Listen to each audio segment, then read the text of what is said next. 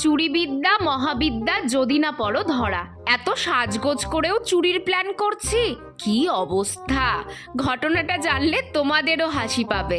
কাল তো সরস্বতী পুজো ছিল, তোমাদের তো আগেই বলেছি আমার বিএড কলেজটা একটু ভেতরের দিকে।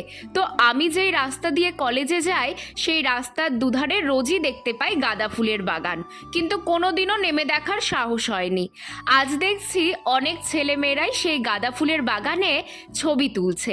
যেদিকে ফুল বেশি সেই দিকে লোকজনও বেশি। আমার তো ছবির দরকার নেই, তাই আমি নেমেছি যেদিকের বাগানে ফুল কম সেই দিকে, আর নেমেই লেগে পড়েছি নিজের কাজে। হন্যে হয়ে একটা গাঁদা ফুলের চারা খুঁজছি।